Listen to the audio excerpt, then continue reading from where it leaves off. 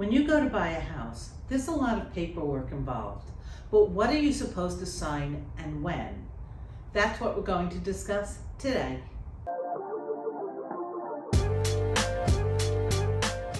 Buying a house is overwhelming, and then there's all these documents that an agent asks you to sign. But what do they mean? Hi, I'm Karen Roth from RE/MAX Integrity Leaders, a licensed associate broker on Long Island.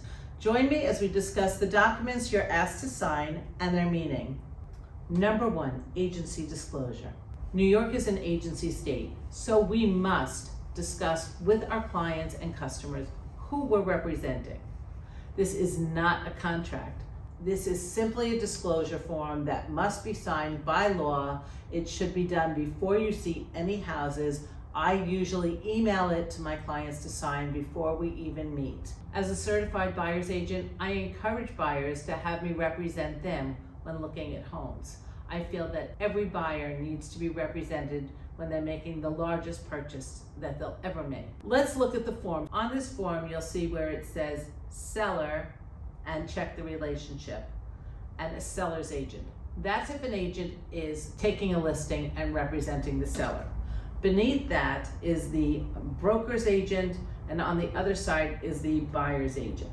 So let's take a look at those two. If an agent is representing the seller when showing a home, that means that you don't want them working on your behalf.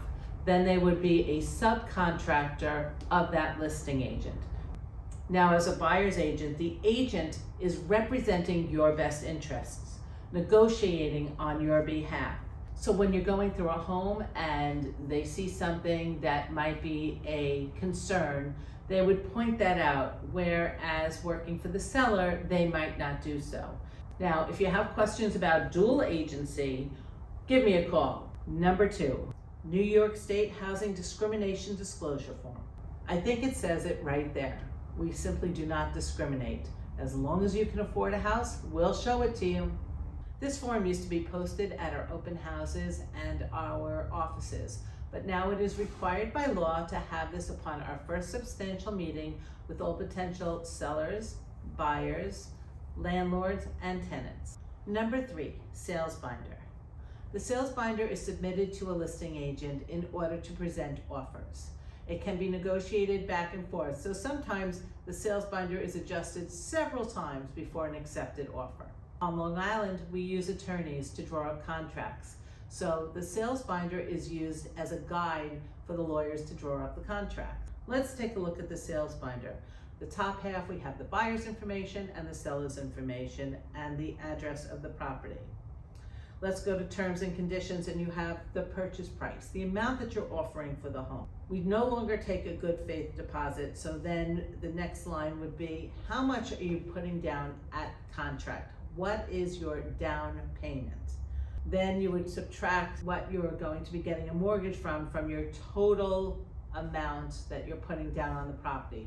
So if you're only putting $10,000 on contract but a total of $30,000, you would subtract 30 from the amount of the mortgage, and of course the total should add up to those numbers on the bottom. How long of a mortgage comes into the financing department, and when you plan on going into contract and signing that formal contract as well. And then the closing date. The closing can occur within 30 days before or after the date listed on the binder and contract. Now, at the point when you are writing an offer, hopefully you have made a few calls and become comfortable with different attorneys that you would like to use, so that can be filled in. That makes your offer stronger. Number 4, lead paint disclosure.